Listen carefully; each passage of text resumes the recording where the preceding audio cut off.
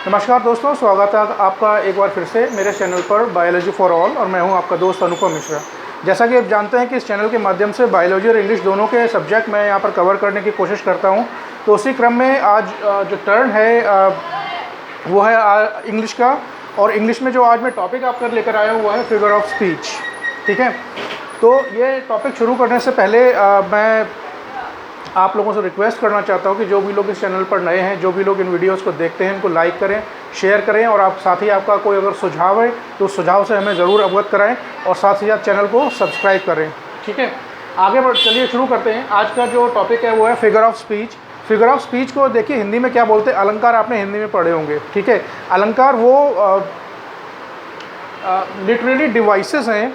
ठीक है, वो एक तरीके के क्या कहते हैं कि किसी भी लैंग्वेज की सुंदरता को बढ़ाने के लिए जिन शब्दों का हम इस्तेमाल करते हैं, चाहे हम पोइट्री की बात करें, चाहे हम लिटरेचर की बात करें, साहित्य की बात करें, बहुत सारी जगहों पर ऐसे एग्जाम्पल मिल जाएंगे जहाँ पर पोइट और राइटर जानबूझकर ऐसी लैंग्वेज का इस्तेमाल करते हैं जिससे जो रीडर है, उनको पढ़ रहे हैं, उनका अटेंशन तुरंत उसकी तरफ जाता है और हम उसको समझने की कोशिश करते हैं। ठीक है, पोइट्री में भी आपने कई जगह देखा होगा, बहुत सारे अलंकार आपने हिंदी में पढ़े होंगे, खासकर अगर आप हिंदी मीडियम के छात्र रहे होंगे।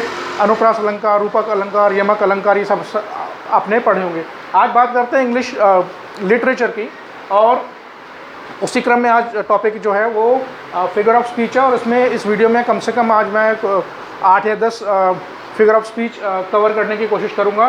तो फिगर ऑफ स्पीच है क्या? It's a literally device that is used to create a musical effect and to decorate the language. Language देखिए, जैसे एक स्त्री की सुंदरता आभूषण पहनने से और ज़्यादा बढ़ जाती है। स्त्री वही है, लेकिन उसको अगर आभूषण पहना दिया जाए, उसको श्रृंगार कर दिया जाए तो उसकी सुंदरता और बढ़ जाएगी। उसी तरह पोइट्री में या लैंग्वेज में अगर इन लिटरली डिवाइसेस का पोइट और राइटर्स यूज़ करते हैं तो उसकी सुंदरता थोड़ी सी और बढ़ जाती है। रीडर्स का अटेंशन तुरंत उन शब्दों की तरफ या उन वाक्यों की तरफ जाता है। These are the ornaments use to grab readers attention. अगर आप कोई चीज़ पढ़ रहे हैं और आपके सामने कोई ऐसी चीज़ आती है जिससे आपका अटेंशन तुरंत आपकी उसकी तरफ जाता है, तो उसको हम क्या बोल सकते हैं?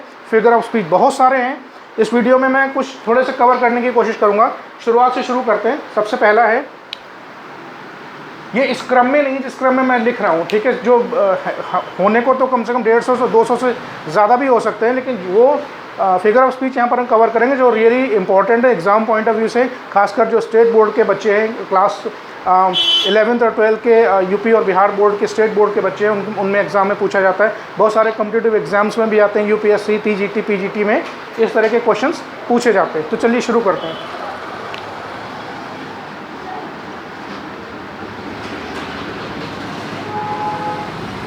पहला है एलिटरेशन।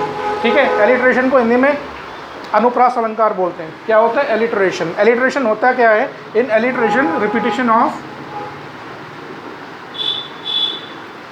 साउंड और लेटर्स, वर्ड्स। कोई ऐसे लाइन हम पढ़ रहे हैं, कोई पोएम पढ़ रहे हैं, कुछ पढ़ रहे हैं जिसमें एक खास तरह के वर्ड, एक खास तरीके का साउंड बार बार रिपीट होता है, and it actually creates a musical effect. ठीक है, to grabs the readers mind. तो एलिटरेशन क्या है? एलिटरेशन एक अलंकार है, एक फिगर ऑफ स्पीच है, जिसमें क्या होता है? Repetition of sound, repetition of sound.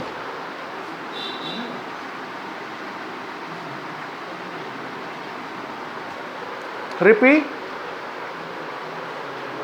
Of sound. ठीक है, स्पेलिंग थोड़ा सा ठीक कर लेते हैं। रिपीटिशन ऑफ साउंड और लेटर्स और वर्ड्स। ठीक है, मैं आपको एक एग्जांपल देकर समझाने की कोशिश करता हूँ। मैं यहाँ पर एक एग्जांपल लिखूंगा तो आपको समझ में बहुत जल्दी आ जाएगा। Example, she sells sea shells at the sea shore. ठीक है, she sells sea shells at the sea shore. ये बेसिकली टंग ट्विस्टर है। टंग ट्विस्टर इंग्लिश मीडियम के बच्चों ने पढ़े होंगे। टंग ट्विस्टर क्या होते हैं? जिन लोगों को सा, श, ब, व, प, फा डिफ्रेंशिएट करने में थोड़ा सा दिक्कत आती है, एक्सेंट में बोलने में दिक्कत आती है, तो उनको एडवाइस दी जाती है कि टंग ट्विस्टर्स को आप बोलिए, प्रैक्टिस कीजिए कई बार, ये आपके जब बोलने में आ जाएगा तो आपको उस सा और शाह का फ़र्क भी समझ में आ जाएगा। देखिए एग्जाम्पल में मैंने क्या बोला था, एलिट्रेशन में रिपीटिशन ऑफ साउंड और लेटर्स। अब अगर सेंटेंस को पढ़ें तो इसमें कौन सा साउंड रिपीट हो रहा है? सा सा सा सा, ठीक है। She sells sea shells at the sea shore. जिन लोगों को सा और शाह अलग अलग बोलने में प्रॉब्लम होती है उनके लिए टंग ट्विस्टर एक तरीके की एक्सरसाइज है। दिन में 10 या 20 बार उनको प्रैक्टिस कीजिए सा और शाह अलग अलग बोलने की। पहले धीरे धीरे बोलिए, फिर थोड़ा सा फ्लुएंसी में स्पीड के साथ बोलिए। सा और शाह, सा शाह, फिर सा फिर शाह, ठीक है। ये एक तरीके का टंग ट्विस्टर है। एक एग्जांपल मैं आपको और देता हूँ, ये थोड़ा सा आपके लिए नया हो सकता है। बेटी bot the butter but the butter was bitter, so Betty bought better butter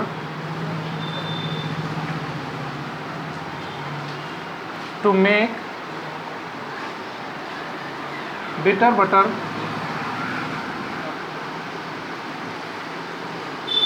better। इसमें कौन सा साउंड रिपीट हो रहा है? Betty bought the butter but the butter was bitter, so Betty bought better butter to make bitter butter better. कौन सा sound repeat हो रहा है? ब साउंड रिपीट हो रहा है। ये भी एक तरीके का टंग ट्विस्टर है। जिन लोगों को ब बोलने में थोड़ा सा प्रॉब्लम होती है वो इसको ये प्रैक्टिस करें। Betty bought the butter but the butter was bitter, so Betty bought better butter to make bitter butter better. इसको जल्दी जल्दी प्रैक्टिस कीजिए। ये भी एक टंग ट्विस्टर है, ये भी एक टंग ट्विस्टर है। ये एग्जांपल किसका है? एलिट्रेशन का। एलिट्रेशन में there is a repetition of sound और लेटर्स और वर्ड्स। तो इसमें कौन सा साउंड रिपीट हो रहा है? बा साउंड रिपीट हो रहा है बार बार, ठीक है। कौन सा साउंड रिपीट हो रहा है? बा। इसमें कौन सा साउंड रिपीट हो रहा है? सा शा, ठीक है। तो ये तो एग्जांपल हो गया एलिट्रेशन का।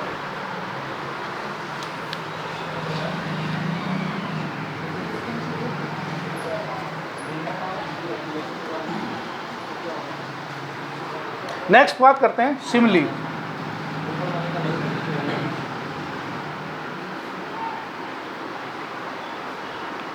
जिसको बोलते हैं रूपक अलंकार, ठीक है। उपमा अलंकार, माफ कीजिएगा, उपमा अलंकार हिंदी में बोलते हैं उसको, सिमिली, ठीक है। सिमिली में क्या है? A comparison is made between two people, things, objects।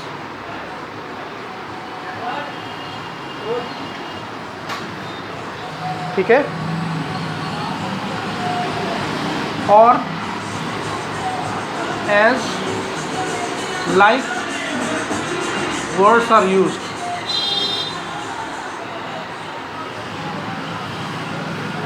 Simile क्या है? सिमिली में क्या है? There is a comparison. Simile में कंपैरिजन है, दो लोगों के बीच में हो सकता है। एक कोई लिविंग चीज़ होती है, एक दूसरी नॉन लिविंग चीज़ होती है। एक लिविंग बीइंग ह्यूमन हो सकता है, दूसरा नॉन लिविंग कोई ऑब्जेक्ट हो सकता है, या एक एनिमल हो सकता है, या कोई एक फ्लावर हो सकता है, ठीक है। पॉइंट यहाँ पर क्या है? कंपैरिजन का पॉइंट क्या है कि इन दोनों जिन भी चीज़ों में आपस में कंपैरिजन हो रहा है उन दोनों में कम से कम एक क्वालिटी समान है। उसी क्वालिटी के आधार पर उन दोनों चीज़ों में तुलना की जा रही है, ठीक है। In simile there is a comparison between two people, two things और टू ऑब्जेक्ट्स। पीपल और ऑब्जेक्ट भी हो सकता है, दो चीज़ें भी हो सकती हैं, या कोई भी कॉम्बिनेशन हो सकता है। और दूसरी खास बात यह है कि इसमें एज और लाइक वाले वर्ड्स यूज़ किए जाते हैं। और तीसरा इंपॉर्टेंट पॉइंट क्या है कि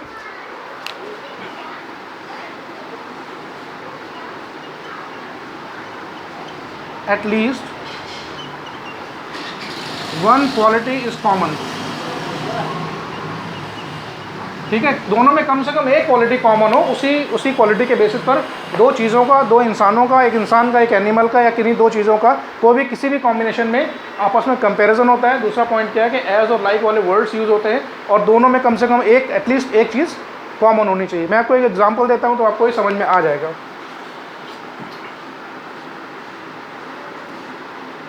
हर face is as red as rose। her face is as red as rose। यहाँ पर तुलना किसमें की गई है? her face कोई महिला या कोई लड़की हो सकती है, दूसरा क्या है? रोज, ठीक है। तो मैंने जो बताया दो में तुलना आपस में की जाती है, कंपैरिजन की जाती है। यहाँ पर फेस इज एज, यहाँ पर एज लेके आएंगे, ठीक है। Her face is as red as rose, ठीक है, उसका चेहरा उतना लाल है जितना कि गुलाब। तो यहाँ पर फेस में किसी लड़की का या किसी महिला का फेस हो सकता है, और दूसरा उसकी तुलना किससे की गई, रोज से। पॉइंट ऑफ कंपैरिजन क्या है, रेडनेस। दोनों में सिंगल पॉइंट ऑफ कंपैरिजन क्या है, दोनों में क्या चीज़ कॉमन है, रेडनेस। उस लड़की या उस महिला का गाल इतने लाल है जैसा कि है गुलाब, ठीक है। दूसरा, ही फॉट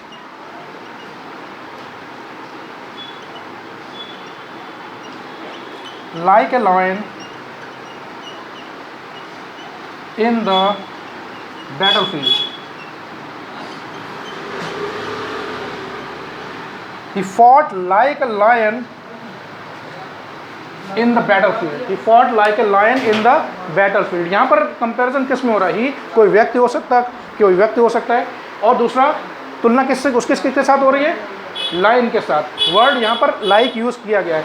अब पॉइंट ऑफ कंपैरिजन क्या है, दोनों में कौन सी चीज़ कॉमन है। Lion, they are known for their bravery, ठीक है, वो अपने साहस और अपनी ताकत के लिए और दो साहस के लिए खासकर जाने जाते हैं, अपनी बहादुरी के शेर जाने जाते हैं। तो किसी व्यक्ति का लाइन के साथ कंपैरिजन हुआ कि वो इस तरह लड़ा युद्ध के मैदान में जैसा कि कोई शेर लड़ता है, वो युद्ध के मैदान में ऐसे लड़ा जैसे कोई शेर लड़ता है। तो यहाँ पर ही और लाइन में कंपैरिजन है, लाइक वर्ड यूज़ किया गया है। पॉइंट ऑफ कंपैरिजन क्या, दोनों में चीज़ कॉमन क्या है, ब्रेवरी, साहस, ठीक है। तो ये एग्जांपल किसका हो गया, सिमिली का। ऐसे ऐसे बहुत सारे एग्जांपल हैं, और मैं आपको एक एग्जांपल और देने की कोशिश करूँगा। Errors like straws upon the surface flow. Errors like straws upon the surface flow, ठीक है। यहाँ पर देखिए कंपैरिजन किसमें किया गया, ये तीसरा एग्जांपल है। एरर्स लाइक स्ट्रॉज, जैसे पानी के ऊपर तिनका काफ़ी हल्का होता है, वो तैरता रहता है, अनगिनत तिनके तैरते रहते हैं, और जितना मर्जी आप चाहिए उसमें से हाथ डाल के या कैसे भी करके उसको आप निकाल सकते हैं। You can pick and choose from there. इसका हिंदी में मतलब क्या है, errors like straws upon the surface flow. गलतियां तो इंसानों में इतनी भरी हैं कि आप जितना मर्जी उसको जब मर्जी आपका मन करे आप उनमें से गलतियां ढूंढ कर निकाल लीजिए। तो गलतियां तो घास के तिनके के समान है जो पानी के ऊपर तैरती रहती हैं, आप जितना मर्जी उसको निकाल लीजिए, ठीक है। तो इंसान की गलतियां निकालने की कोई लिमिट नहीं होती, आप किसी भी इंसान की चाहें जितनी भी गलतियां निकाल लीजिए। तो यहाँ पर कंपैरिजन किस में हो रहा है, एरर्स में, गलतियों में, और स्ट्रॉ जिस घास के तिनके होते हैं। वर्ड ऑफ कंपैरिजन और लाइक यहाँ पर वर्ड यूज़ किया, तो ये एग्जाम्पल किसका हो गया, सिमिली का, ठीक है।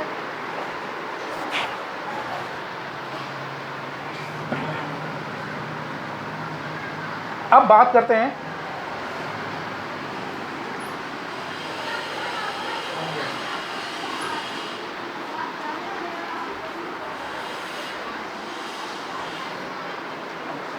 Number 3, metaphor.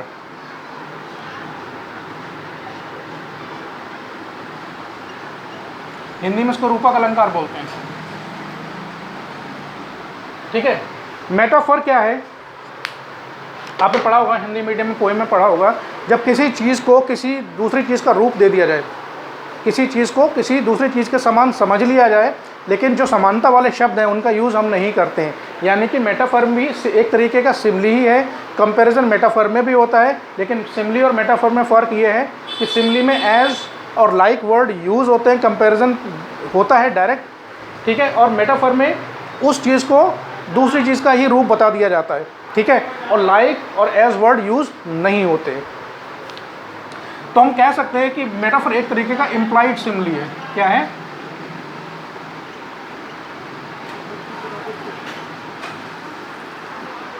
ठीक है। और दूसरा इसमें जो कंपैरिजन है वो कैसा, डायरेक्ट कंपैरिजन है।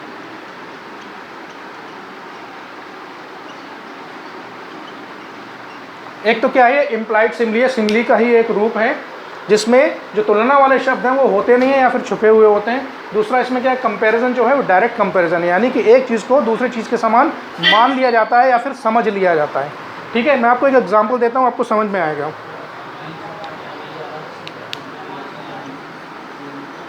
A camel is the ship of desert.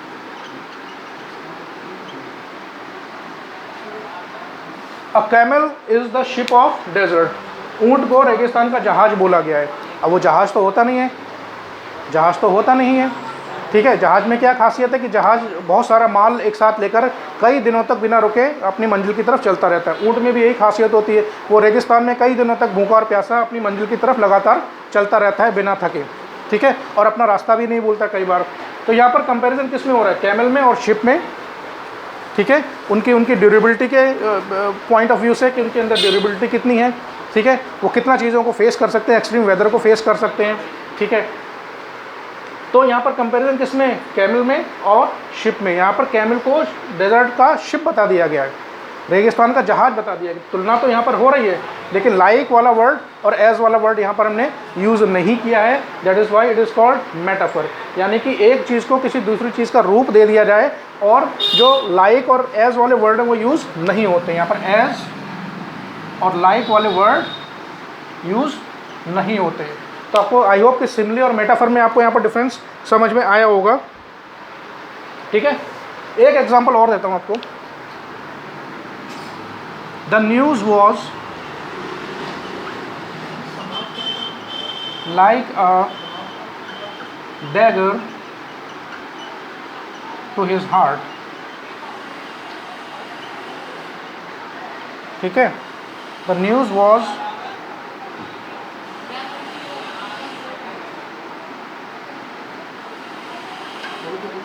a dagger to him,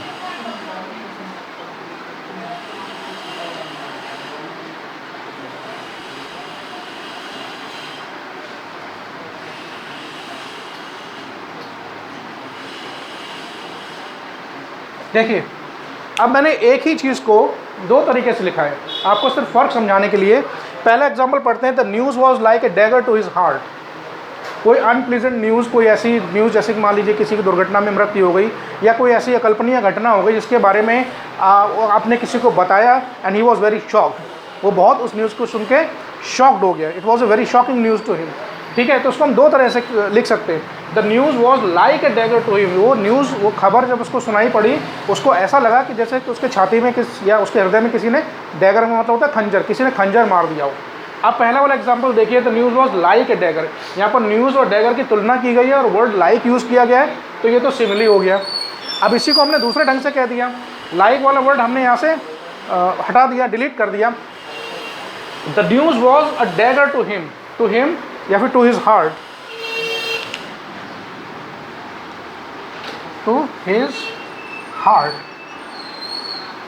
वो न्यूज़ उसको ऐसे लगी जाके, ऐसे चुभी जाके, जैसे कि मान लीजिए कि उसके हृदय में, उसके छाती में किसी ने खंजर मार दी। बात दोनों में वही कही गई है, बात दोनों में वही कही गई है। बस पहले वाले में फ़र्क ये है कि उसमें कंपैरिजन किया न्यूज़ में, और डैगर में लाइक वाला वर्ड यूज़ किया है, ये सिमिली है। और दूसरे में ये इम्प्लाइड सिमिली है। The news was a dagger to him. News उसको ऐसे प्रतीत हुई जैसे मान लीजिए किसी ने उसके छाती में खंजर चला दिया। तो ये हो गया मेटाफर। आई होप कि सिमिली और मेटाफर में आपको डिफरेंस समझ में आया होगा।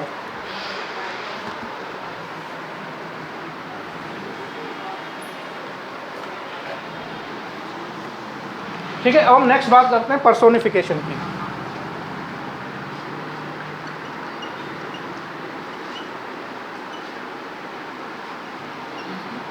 देखिए पर्सोनिफिकेशन, इसमें क्या आता है, पर्सन। पर्सन का मतलब है लिविंग बीइंग।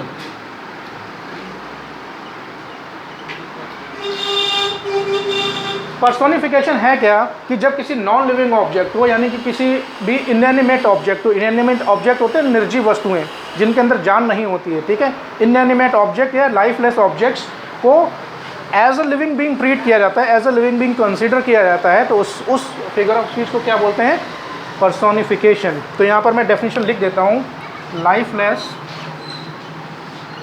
इनएनिमेट, दोनों का मतलब वही है, objects are thought to be living being.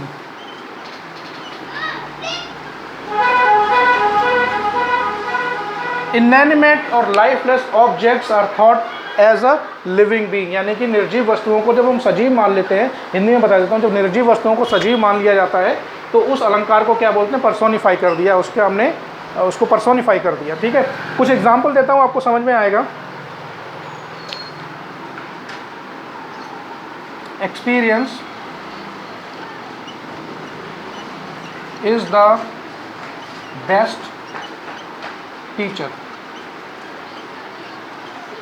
ये तो सुना होगा आपने, experience is the best teacher. अनुभव ही सबसे अच्छा शिक्षक है। कई बार लाइफ में बहुत सारी चीज़ें हम किताबों में पढ़कर उनको नहीं सीख पाते हैं। ठीक है, अगर सीख भी पाते हैं तो उन बहुत सारी चीज़ें ऐसी जिनका प्रैक्टिकल लाइफ में यूज़ एज इट इज़ नहीं कर पाते हैं, खासकर जो बुकिश नॉलेज है। ठीक है, जब आप पर्सनल लेवल पर जाकर उन चीज़ों को फेस करते हैं तो लाइफ आपको बहुत सारी चीज़ें सिखाती जो आपने कभी पढ़ी नहीं होंगी। तो खुद अनुभव, जब आदमी व्यक्ति कोई किसी चीज़ का अनुभव खुद करता है तो उसको बहुत सारा चीज़ें हैं जो हैं अपने आप धीरे धीरे समझ में आने लगती हैं। तो इसीलिए कहा गया कि अनुभव सबसे बड़ा शिक्षक कोई नहीं है। Experience is the best teacher. ठीक है, अब इसमें पर्सोनिफिकेशन कहाँ है? पर्सोनिफिकेशन है यहाँ पर। ठीक है, एक्सपीरियंस तो एक एब्स्ट्रैक्ट आइडिया है। ठीक है, इसमें एक चीज़ और ये ऐड कर लेते हैं, एब्स्ट्रैक्ट आइडियाज़।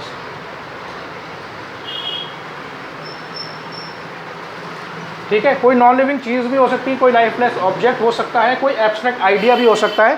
ठीक है, एब्स्ट्रैक्ट आइडिया वाला एग्जांपल मैंने आपको दिया। एक्सपीरियंस क्या है? ना तो नॉन लिविंग तो है नहीं है, it's just an abstract idea, एक अदृश्य चीज़ है। तो यहाँ पर एक्सपीरियंस को क्या बताया? टीचर तो लिविंग होता है, तो एक्सपीरियंस को हमने यहाँ पर लिविंग मान लिया और उसको पर्सोनिफाई कर दिया। तो ये पर्सोनिफिकेशन का एक एग्जाम्पल है। ठीक है, एक दूसरा एक एग्जाम्पल मैं देता हूँ आपको। Anxiety was sitting on her face. Anxiety was sitting on her face. Anxiety was sitting on her face. ठीक है, इसका मतलब क्या होगा? उसके चेहरे पर चिंताएं साफ साफ दिखाई पड़ रही थी। एंग्जाइटी मैंने बोला कि एक एब्स्ट्रैक्ट आइडिया है, एक एब्स्ट्रैक्ट आइडिया उसके चेहरे पर बैठा हुआ दिखाई पड़ रहा था, यानी कि उसके चेहरे पर जो एक्सप्रेशन थे वो ऐसा दिख रहे थे कि जैसे कि मान लीजिए वो किसी बात को लेकर बहुत ज़्यादा चिंतित है। ठीक है, तो ये दूसरा एग्जाम्पल हो गया। एक एग्जाम्पल मैं आपको और देता हूँ। Death lays his icy hands upon the king. Death lays his icy hands upon the king. मृत्यु को यहाँ पर पर्सोनिफाई कर दिया है। मृत्यु क्या है? एक एब्स्ट्रैक्ट आइडिया है। इसको क्या बोला गया कि मृत्यु ने अपने बर्फ जैसे ठंडे हाथ उस राजा के ऊपर रखे, यानी कि वो राजा शायद अपने अंतिम समय को फेस कर रहा था। तो उस बात को एक्सप्रेस करने के लिए जहाँ से भी ये लाइन को पिकअप किया गया है, मुझे रेफरेंस अभी याद नहीं आ रहा है कि इसको कहाँ से लिया गया है। Death lays his icy hands. ठीक है, डेथ के हाथ तो नहीं होते हैं भाई, डेथ के तो हाथ होते हैं? नहीं होते, किसी ने तो देखा नहीं है, अगर तो होते भी हैं। तो यहाँ पर डेथ को पर्सोनिफाई किया गया कि मृत्यु ने अपने बर्फ जैसे ठंडे हाथ राजा के ऊपर रख दिए। ठीक है, तो यहाँ पर डेथ को पर्सोनिफाई किया गया है। Death lays his icy hands upon the king.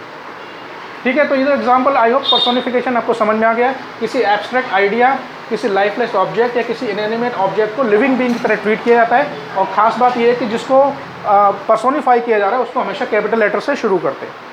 ठीक है, तो experience is the best teacher एक example, anxiety was sitting on a face दूसरा example, death lays his icy hands upon the king एक मैंने ये इसको यहाँ पर एक तीसरा एग्जाम्पल दिया है। ठीक है,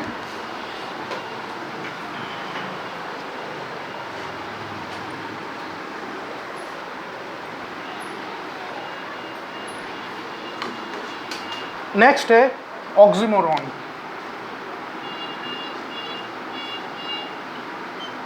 इसको हिंदी में बोलते हैं विरोधाभास। विरोधाभास। और जो हिंदी मीडियम के छात्र हैं उनकी सहायता के लिए मैं यहाँ पर थोड़ा सा लिख रहा हूँ। ऑक्सीमोरॉन क्या है इंग्लिश में? विरोधाभास। विरोधाभास क्या है कि भाई आपने किसी लाइन में, किसी पोएम में या किसी कुछ भी आप पढ़ रहे हैं इंग्लिश में, तो आप कई बार ऐसा देखते हैं कि एक ही सेंटेंस में एक ही व्यक्ति के बारे में दो ऐसी चीज़ें लिखी है जो आपस में एक दूसरे से क्वालिटी में अपोजिट में कॉन्ट्राडिक्ट, एक दूसरे को क्वालिटी वाइज एक दूसरे को कॉन्ट्राडिक्ट करती हैं। ठीक है, तो इसमें क्या है? कॉन्ट्राडिक्टिंग और opposite words are put together.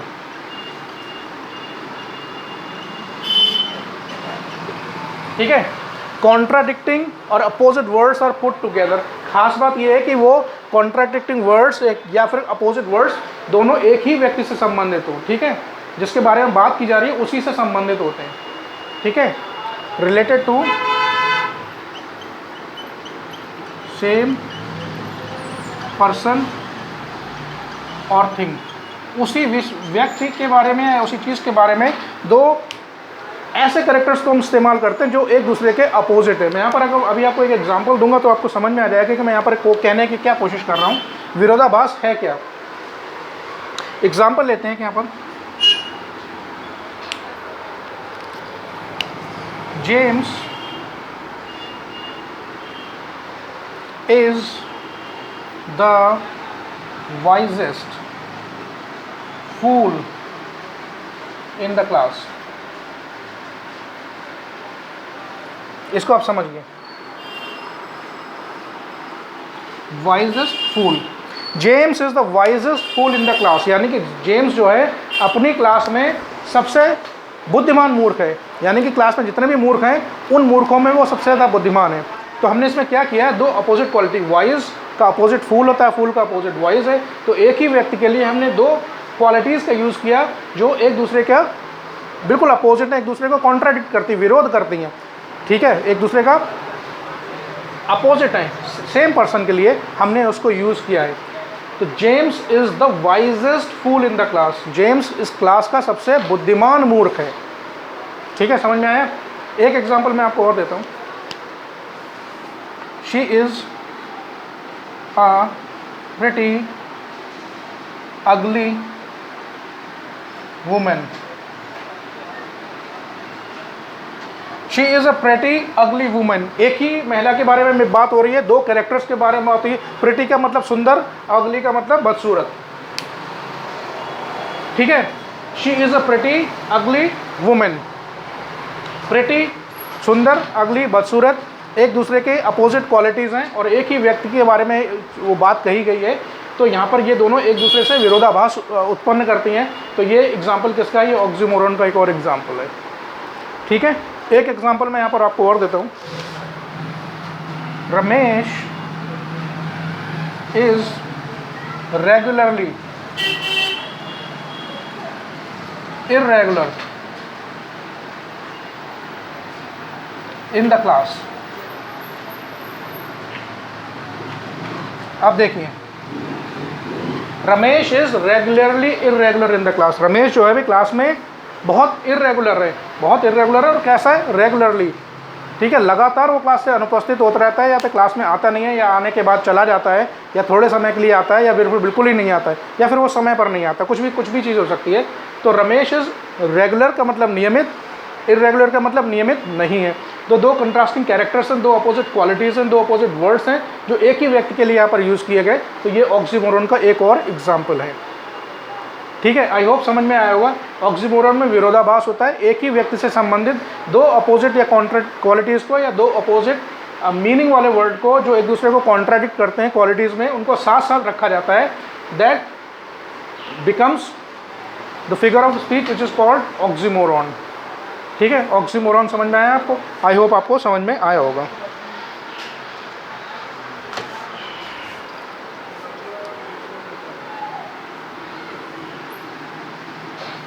एक एग्जांपल और मैं आपको दे देता हूँ, this is an open secret. Open भी है, सीक्रेट भी है।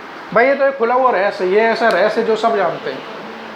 ठीक है, this is an open secret. Open खुला हुआ, सीक्रेट जो खुला हुआ नहीं है, ठीक है, गुप्त है। तो this is an open secret, this is an another example of oxymoron.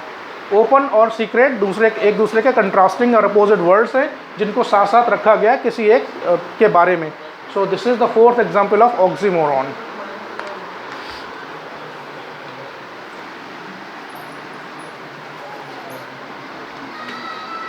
Next बात करते हैं हाइपरबोल की। ये तो आपने सुना होगा। हाइपरबोल को बोलते हैं हिंदी में अतिशयोक्ति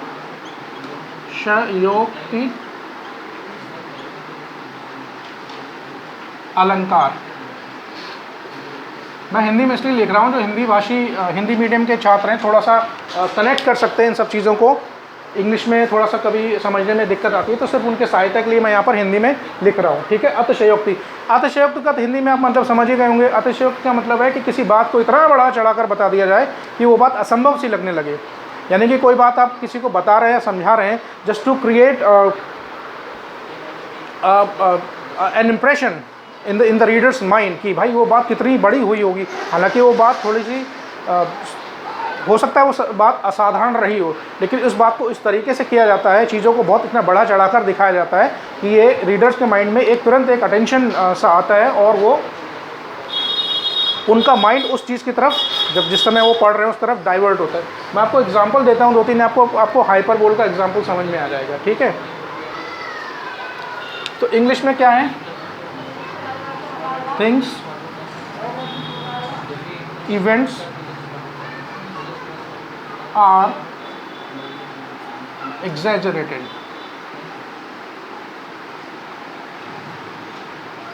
यानी कि चीज़ों को इतना बढ़ा चढ़ाकर, ओवर स्टेटमेंट, कुछ लोग कहते हैं ना बहुत लंबी फेंकने वाले होते हैं, जिसको हिंदी में बोलते हैं। तो थिंग्स और इवेंट्स आर एग्जैजरेटेड, बहुत बड़ा चढ़ाकर किसी को बोल बताया जाता है, ठीक है। एग्जाम्पल मैं आपको देता हूँ तो आपको समझ में आएगा। She wept ocean of tears.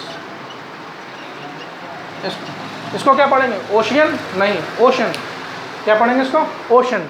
इसको क्या बोलते हैं, मैंने कई लोगों को सुना है ये उसको पढ़ते हैं ऑफ। इसको ऑफ नहीं बोलते, इसको बोलते हैं ऑफ, ठीक है। ऑफ होता है OFF, ठीक है। इसको क्या पढ़ेंगे, ओशियन नहीं, ओशन, ओशन। अब now read this example, she wept ocean of tears. वो इतना रोई कि उसने रो रो के समुद्र भर दिया। अभी इस छोटी सी बात को हालांकि बताने की कोशिश ये की जा रही होगी कि वो किसी बात पर बहुत ज़्यादा रोई, लेकिन इतना ज़्यादा तो नहीं रोई होगी कि उसने रो रो के समुद्र भर दिया भाई। तो ये क्या है, हाइपरबोल है। किसी बात को इतना बड़ा चढ़ाकर बताया गया है कि वो बात असंभव सी लगने लगे, ठीक है। She wept ocean of tears, वो इतना रोई उसने रो रो कर समुद्र भर दिए, ठीक है। Next example,